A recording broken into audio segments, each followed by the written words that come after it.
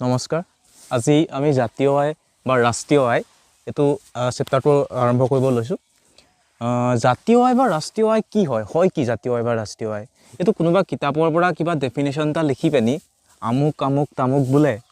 এনেকৈ আৰু নপঢ়ে নহয় জানো গতিকে আমি বস্তুটো হয় কি জাতীয় আয়নো কি বস্তু এটো কিতাপবোৰ বাদ দিয়াচোন কিতাপৰ ডেফিনেশন বাদ দিয়া আসলতে আমি জানিব বিচাৰিছো এটো কিনো বস্তুটো কি তো আমি কেনেকৈ জানিম এটা উদাহৰণ ল'ব লাগিব উদাহৰণ লৈ আমি বস্তুটো আসলতে হয়নো কি ৰিয়েল লাইফত কেনেকৈ আমি এটো এপ্লাই কৰো সেই কথাটো এটা উদাহৰণে দিহে আমি বুজিব পাৰো ঠিক আছে কিতাপৰ ডেফিনেশনটো বহুত ডেফিনেশন দি থৈছে ডেফিনেশনৰ মতলব নাই ফিল কৰিব লাগিব বস্তুটো তো আমি এতিয়া আলোচনা কৰি ইয়াৰ বিষয়ে ঠিক আছে ধৰা এটা উদাহৰণ লৈছো এইখন এখন ধৰা দেশ আৰু এইখন এখন দেশ ঠিক আছে ধৰা এইখন আমাৰ কি দেশ ভাৰত দেশ এখন আমাৰ ভাৰত দেশ এখন ধৰা কিবা এখন লৈ লো আমেৰিকা ঠিক আছে এখন ভাৰত এখন আমেৰিকা এতিয়া ধৰা ভাৰতৰ বাসিন্দা আছে কেইজন ধৰা ভাৰতৰ বাসিন্দা আছে 3 জন আৰু আমেৰিকাত কালাৰটো চেঞ্জ কৰি লওঁ ঠিক আছে আমেৰিকাত ধৰা আমেৰিকান আছে 3 জন ঠিক আছে আৰু দুজন আমেৰিকানে ভাৰততো কাম কৰি আছে দুজন আমেৰিকান ক'ত আছে ভাৰততো আছে আৰু ঠিক তেনেকৈ দুজন ইণ্ডিয়ানো গৈ পিনি আমেৰিকাত আছে ঠিক আছে এখিনলৈকে উদাহৰণটো কোনো সমস্যা নাই যে এখন দেশ ভাৰত এখন দেশ আমেৰিকা ভাৰতত 3 জন ভাৰতীয় আছে আৰু দুজন আমেৰিকান আহি পিনি আছেহি আৰু আমেৰিকাতো 3 জন আমেৰিকান আছে আৰু দুজন ভাৰতীয় আহি পিনি আছেহি কোনো সমস্যা নাই এখিনলৈকে এতিয়া ধৰা কোনো এটা নিৰ্দিষ্ট বছৰত যিকোনো এটা বছৰ লৈ লোৱা ধৰা 2010 চনত ধৰা 2010 চনত ধৰা প্ৰতিজন ভাৰতীয়ই ইনকাম কৰিলে কিমান টকা ইনকাম কৰিলে প্ৰতিজন ভাৰতীয়ই 2010 চনত ধৰা 10 টকাকে ইনকাম কৰিলে 10 টকাকে এজনে 10 টকাকে তিনিজনে ইনকাম কৰিলে 10 তিনিজন টকা নাই জানো ভাৰতীয় আৰু ঠিক তেনেকৈ আমেৰিকান দুজনে কিমানকে ইনকাম কৰিলে ধৰা এজন আমেৰিকানে ভাৰতত 5 টকাকে ইনকাম কৰিলে 5 2010 চনত ভাৰতত 3 জন ভাৰতীয় তোমাৰ ইনকাম কৰিলে গোটেই বছৰটোত তাৰমানে 2010 চনৰ গোটেই বছৰটোত 3 জন ভাৰতীয়ই উপাৰ্জন কৰিলে কেই টকা মুঠতে 30 টকা আৰু দুজন আমেৰিকানে কিমান টকা উপাৰ্জন কৰিলে 2010 চনত 10 টকা এজনে 5 টকাকে এতিয়া যদি আমি আমেৰিকাৰ কথা পাতো ধৰা এজন আমেৰিকানে 2010 চনত এজন আমেৰিকানে উৎপাদন কৰে ধৰা 15 টকা কেই টকা 15 টকা তিনিজন টকা নাই জানো 15 টোটেল আমেৰিকানে কিমান উৎপাদন কৰিলে আমেৰিকাত 45 টকা আৰু এজন ভাৰতীয়ই আমেৰিকাত থাকি পিনি উৎপাদন কৰে কিমান উৎপাদন কৰে 10 টকাকে উৎপাদন কৰে দুজন টকা নাই জানো 20 টকা উৎপাদন কৰিলে কিমান কোন চনত 2010 চনত মানে 2010 চনৰ বছৰটোত ভাৰতত 3 জন গোটেই দেশখনত মাত্ৰ 3 জনহে ভাৰতীয় আছে বুলি আমি ধৰি লৈছো ঠিক আছে 3 জন ভাৰতীয় উৎপাদন কৰিলে মানে উৎপাদন নহয় উপাৰ্জন ঠিক আছে উপাৰ্জন 3 জন ভাৰতীয়ই 2010 চনত উপাৰ্জন কৰিলে 30 টকা আৰু ভাৰতত থকা দুজন আমেৰিকানে উপাৰ্জন কৰিলে 10 টকা ঠিক তেনেকৈ আমেৰিকাত 3 জন আমেৰিকানে উৎপাদন কৰিলে 45 উৎপাদন কৈ আছো মই বাৰে উপাৰ্জন এটো টকা উপাৰ্জন ইনকাম ঠিক আছে 3 জন আমেৰিকানে 2010 চনত উপাৰ্জন কৰিলে 45 টকা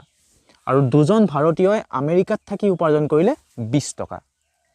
এতিয়া আমাক লাগে ভাৰতৰ জাতীয় আয় 2010 চনত কিমান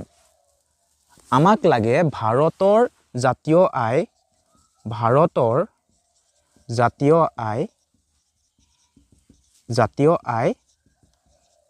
2010 চনত কিমান 2010 চনত ভাৰতৰ জাতীয় আয় কিমান আমাক এটো এতিয়া লাগে কেনেকৈ উলিয়াম শব্দটো চোৱাচোন এই শব্দটো চোৱা জাতীয় আয় শব্দটো চোৱা কি আছে জাতীয় আয় জাতীয় আয় মানে এটা জাতিৰ আয় বুলি তুমি মানি লোৱা ডেফিনেশ্যনত এনেকৈ নিলিখিবা জাতীয় আয় মানে এটা জাতিৰ আয় জাষ্ট ফিল কৰিবৰ কাৰণে জাতীয় আয় ঠিক আছে জাতীয় আয় কি মানে এটা জাতিৰ আয় যাক আমি ৰাষ্ট্ৰীয় আয় বুলি ক'ব পাৰোঁ ৰাষ্ট্ৰীয় আয় মানে এখন ৰাষ্ট্ৰৰ আয় তো এখন গোটেই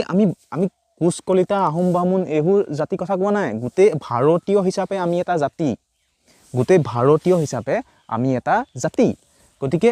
ভাৰতীয় জাতীয় আয় বুলি ক'লে আমি এইটো কথা মনলৈ আমাৰ আহিব লাগে যে ভাৰতীয়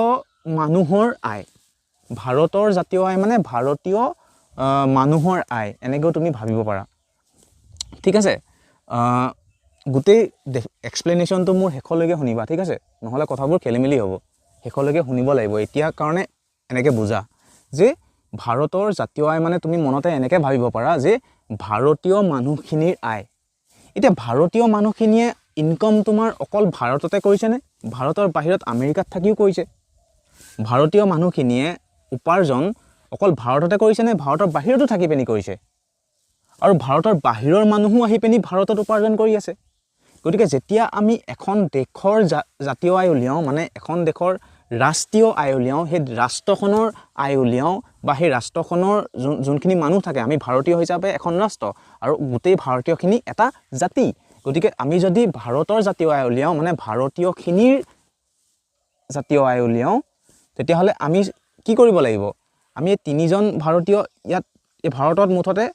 ইনকাম কিমান কৰিছে 2010 চনত ভাৰতৰ চাৰিসীমাটোৰ ভিতৰত মুঠতে ইনকাম কিমান কৰিছে চোৱাচোন এই ভাৰতৰ চাৰিসীমাটোৰ ভিতৰত 2010 চনত কিমান টকা ইনকাম হ'ল তিনিজন ভাৰতীয় আছিলে দুজন আমেৰিকান আছিলে তো তিনিজন ভাৰতীয়ই কিমান ইনকাম কৰিছিলে উপাৰ্জন কৰিছিলে তিনিজন ভাৰতীয়ই কিমান উপাৰ্জন কৰিছিলে 30 টকা যোগ আৰু দুজন আমেৰিকানে কিমান উপাৰ্জন কৰিছিলে 10 টকা তাৰমানে 40 টকা 2010 চনত ভাৰতৰ চাৰিসীমাৰ ভিতৰত 40 টকা উপাৰ্জন হ'ল তাত ভাৰতীয় মানুহেও আছে উপাৰ্জন ভাৰতৰ বাহিৰৰ মানুহৰো উপাৰ্জন আছে মানে 2010 চনত ভাৰতৰ ভিতৰত 40 টকাৰ উপাৰ্জন হ'ল হৈ গ'ল এতিয়া এই 40 টকাটোত চোৱাচোন দুজন আমেৰিকানে কৰা উপাৰ্জনটোও সোমাই আছে কিন্তু আমাক লাগে ভাৰতৰ জাতীয় আয় মানে ভাৰতীয় জাতিটোৰ আয় ভাৰতীয় জাতিটোৰ মানে আমি ভাৰতীয় বাসিন্দাসকলৰ আয়টো লাগে আমাক গতিকে এই 40 টকাটোত যিহেতু এই 10 টকাটো আমেৰিকানে কৰা আয়টোও সোমাই আছে গতিকে এই 40 টকাটোত আমাৰ যোনটো এই 40 টকাটোত এই 10 টকাটো যে আমেৰিকানে কৰা ইনকামটো সোমাই আছে এইটো আমাক নালাগে গতিকে যেতিয়া আমি ভাৰতৰ জাতীয় আয় উলিয়াম চাই যোৱা ভালদৰে যেতিয়া আমি ভাৰতৰ জাতীয় আয় উলিয়াম তেতিয়া কি হ'ব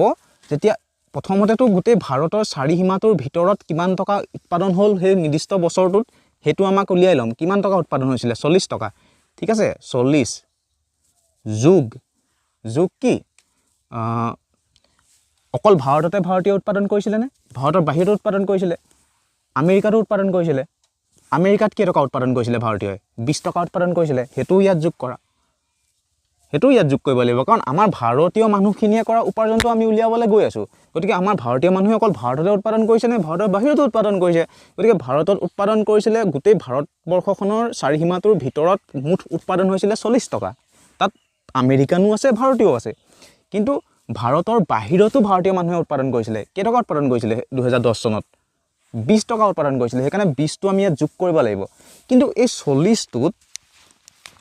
40টোত 10 টকা এটা আমেৰিকানে কৰা উপাৰ্জন এটা সোমাই আছে এই 10 টকাত দেখিছানে এই 40টোতে 10 টকা এটা আমেৰিকানে কৰা উপাৰ্জন সোমাই আছে চাৰিসীমাটোৰ ভিতৰত আমেৰিকানে থাকি পেলাই উপাৰ্জন কৰিছিলে গতিকে আমি এই 10টো বিয়োগ কৰি দিম 10টো কি কৰি দিম বিয়োগ কৰি দিম কেলে বিয়োগ কৰিছোঁ কাৰণ এই 10টো আমাৰ ভাৰতবৰ্ষৰ ভিতৰত থাকি আমেৰিকানে উপাৰ্জন কৰিছিলে যিহেতু প্ৰথমতেই আমি লৈ লৈছিলোঁ মানটো গোটেই ভাৰতবৰ্ষখনৰ ভিতৰত চাৰিসীমাটোৰ ভিতৰত কৰা মুঠ উপাৰ্জনটো আৰু সেই মুঠ উপাৰ্জনটোত ভাৰতীয় মানুহো সোমাই আছে আৰু আমেৰিকানো সোমাই আছে গতিকে আমেৰিকানে কৰা ইনকামটো নিশ্চয় আমি বিয়োগ কৰি দিব লাগিব যদি অকল ভাৰতৰ মানুহে কৰা ইনকামটো কথা কৈ আছোঁ জাতীয় আয় মানে অকল ভাৰতৰ মানুহে কৰা ইনকাম গতিকে এই 40ৰ পৰা 10টো বিয়োগ কৰিছোঁ আৰু এই 20টো কেলে যোগ কৰিছোঁ কাৰণ ভাৰতৰ মানুহ অকল ভাৰততে ইনকাম কৰি থকা নাই ভাৰতৰ বাহিৰতো কৰি আছে গতিকে ভাৰতৰ বাহিৰত কৰা ইনকামটো ইয়াত যোগ কৰি দিব লাগিব ঠিক আছে তেতিয়া আমি শেষত গৈ পামগৈ কি শেষত গৈ আমি কিমান পাম 40 যোগ 10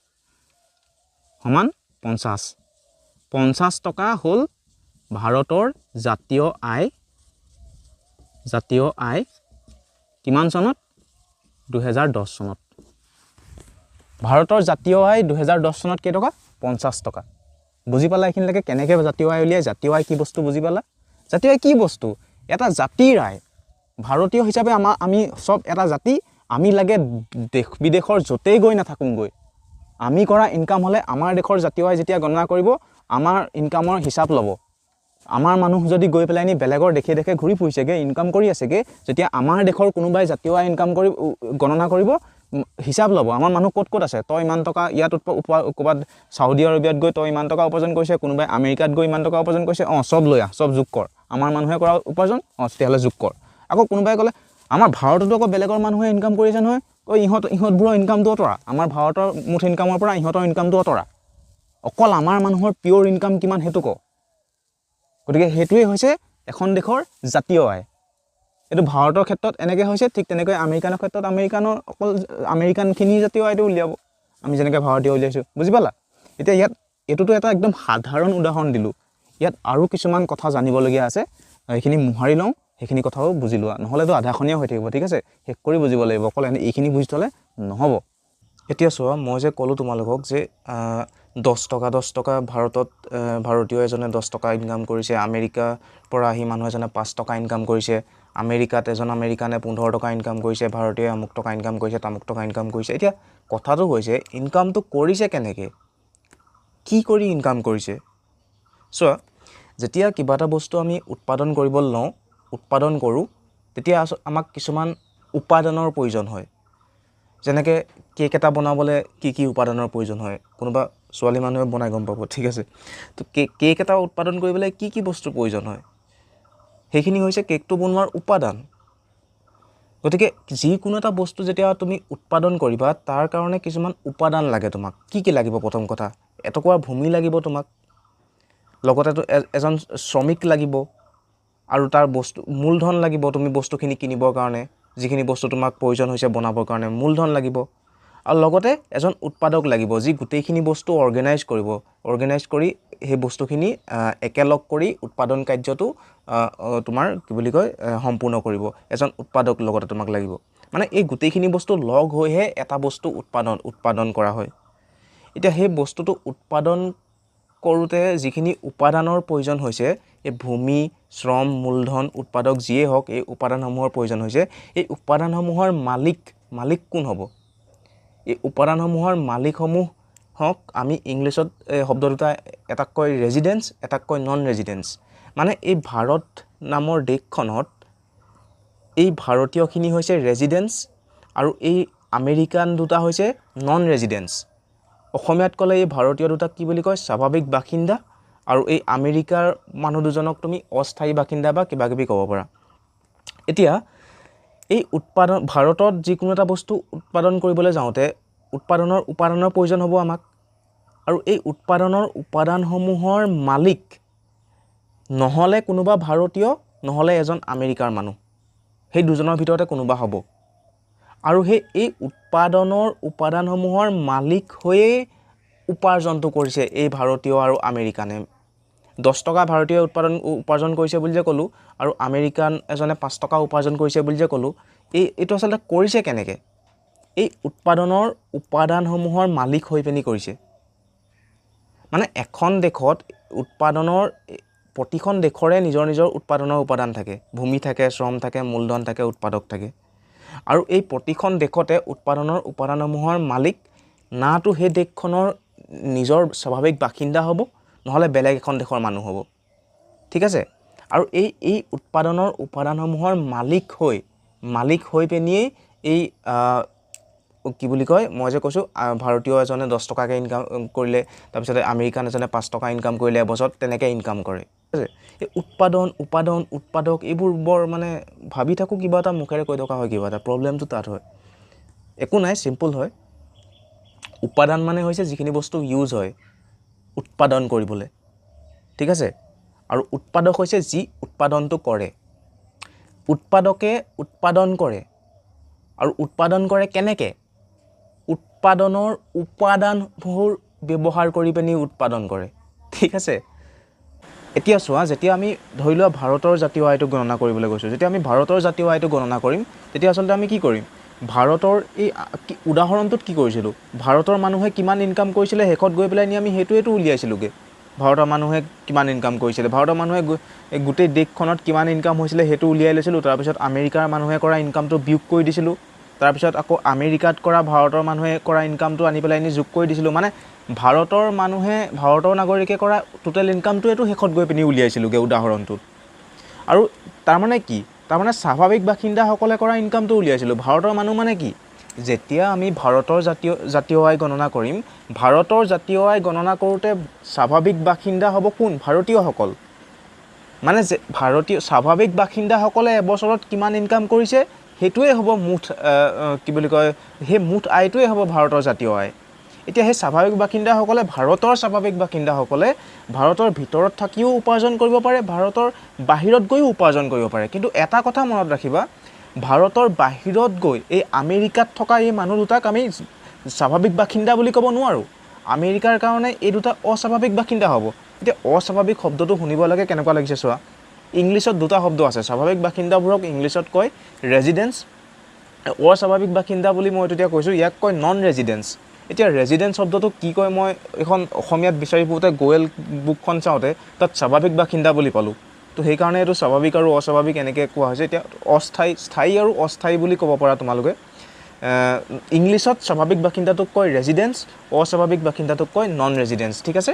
এতিয়া মই কথাটো কৈছোঁ যে ভাৰতৰ মানুহ এজন যেতিয়া আমেৰিকাত থাকিব সেই মানুহজনক তুমি স্বাভাৱিক বাসিন্দা বুলি ক'ব নোৱাৰা সেই আমেৰিকাৰ কাৰণে সেই ভাৰতীয় মানুহজন হৈ যাব অস্বাভাৱিক বা অস্থায়ী বাসিন্দা ঠিক আছে এতিয়া যেতিয়া তুমি ভাৰতৰ জাতীয় আয় গণনা কৰিবা তেতিয়া চিম্পল অকল এটা কথাই যে ভাৰতৰ মানুহে ভাৰতত থাকি নতুবা ভাৰতৰ বাহিৰত থাকি মানে ভাৰতৰ স্বাভাৱিক বাসিন্দাসকলে এটা বছৰত উপাৰ্জন কৰা মুঠ আয়টোৱে হৈছে ভাৰতৰ জাতীয় আয় ঠিক আছে সেইটোতো মই উদাহৰণটোত তোমালোকক ধুনীয়াকৈ বুজাই দিলোঁ মই এইডোখৰত এই পাৰ্টটোত মই এইটোৱে কৈছোঁ যে সেই আয়টো যে উপাৰ্জন কৰিছিলে এবছৰত এজন মানুহে 10 টকা কোনোবাই 5 টকা কেনেকৈ কৰিছিলে সেই কথাটো মই তোমাক ইয়াৰ লগত এই পাৰ্টটোত বুজাইছোঁ যে উৎপাদন কাৰ্যটো যেতিয়া হয় দেশখনত উৎপাদন হওঁতে এই 4টা উৎপাদনৰ উপাদান আমাক প্ৰয়োজন হয় আৰু এই উৎপাদনৰ উপাদানসমূহৰ মালিক বনি পেলাই নি সেই ভাৰতৰ স্বাভাৱিক বাসিন্দা হওক কোনো এখন দেশত মানে থকা স্বাভাৱিক বাসিন্দাখিনি হওক মানে সেই দেশখনৰ নাগৰিকখিনি হওক বা বেলেগ এখন দেশৰ নাগৰিক হওক বা অস্থায়ী বাসিন্দা অস্বাভাৱিক বাসিন্দা যোনেই হওক বেলেগ এখন দেশৰ মানুহ হওক সেই সিহঁতি কি কৰে সেই দেশখনত থকা উৎপাদনৰ উপাদানসমূহৰ মালিক বনি যায় আৰু তাৰ পৰা সেই পইচাটো ইনকাম কৰে বছৰত এতিয়া যে কৈছিলোঁ ভাৰতৰ মানুহখিনিয়ে 10 টকাকৈ ইনকাম কৰিছিলে বছৰত আমেৰিকাৰ মানুহখিনিয়ে 5 টকাকৈ ইনকাম কৰিছিলে আমুক তামুক কেনেকৈ কৰিছিলে এই উৎপাদনৰ উপাদানসমূহ ভূমি শ্ৰম মূলধন উৎপাদক এই উৎপাদনৰ উপাদানসমূহৰ মালিক বনি পিনি সিহঁতি তেনেকৈ উপাৰ্জন কৰিছিলে যেতিয়া আমি জাতীয় আয় গণনা কৰিবলৈ যাওঁ কোনোবা এখন দেশৰ তেতিয়া আমি কি কৰোঁ সেই স্বাভাৱিক বাসিন্দাসকলে সেই দেশখনৰ স্বাভাৱিক বাসিন্দাসকলে এবছৰত কিমান উপাৰ্জন কৰিলে দেশখনৰ ভিতৰত হওক বা দেশখনৰ বাহিৰত সেইটোৱে আমি চাবলৈ যাওঁ ঠিক আছে বস্তুটো যদি আমি লিখিলে কেনেকৈ লিখিম উদাহৰণটোত গোটেইখিনি বস্তু বুজাই দিয়া হ'ল ঠিক আছে তথাপিও মই অকণমান ইয়াত লিখি পিনি অকণমান দেখাই দিছোঁ আৰু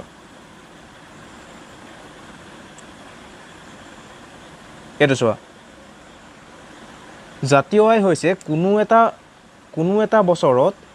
যিকোনো এটা বছৰ হ'ব পাৰে কোনো এখন দেশৰ ভাৰতেই কি কথা আছে যিকোনো এখন দেশৰ স্বাভাৱিক বাসিন্দাসকলে মানে সেই দেশখনৰ নাগৰিকসকলে দেশখনৰ ভিতৰত বা বাহিৰত এইটো চোৱা ইয়াত দেশখনৰ ভিতৰত ইয়াত আৰু দেশখনৰ বাহিৰত আমেৰিকাত গৈ দুই জেগাতে কৰা ইনকাম আমি যোগ কৰিছিলোঁ মনত আছে সেইকাৰণে ইয়াত লিখিছোঁ কি দেশখনৰ ভিতৰত বা দেশখনৰ বাহিৰত উৎপাদনৰ উপাদানসমূহৰ জৰিয়তে উপাৰ্জন কৰা মুঠ আয় উৎপাদনৰ উপাদানসমূহৰ জৰিয়তে মানে সেই আয়টো উপাৰ্জন কৰিলে কেনেকৈ এবছৰত সেই উৎপাদনৰ উপাদানসমূহৰ মালিক বনি পিনি কৰিছিলে সেইকাৰণে লিখিছোঁ উৎপাদনৰ উপাদানসমূহৰ জৰিয়তে বুলি আৰু উপাৰ্জন কৰা মুঠ আয়টোৱে হৈছে সেই দেশখনৰ জাতীয় আয় ঠিক আছে একো সন্দেহ থাকিব নালাগে এতিয়ালৈকে এটা কথা মন কৰিবা যেতিয়া আমি জাতীয় আয় গণনা কৰোঁ তেতিয়া আয়টো ক'ত উপাৰ্জন কৰিছে তাৰ লগত আমাৰ মতলবেই নাই মানে আয়টো দেশখনৰ ভিতৰত উপাৰ্জন কৰিছে দেশখনৰ বাহিৰত উপাৰ্জন কৰিছে আমাৰ লগত মতলব নাই আমি এটা কথাই চাওঁ যে উপাৰ্জনটো কোনে কৰিছে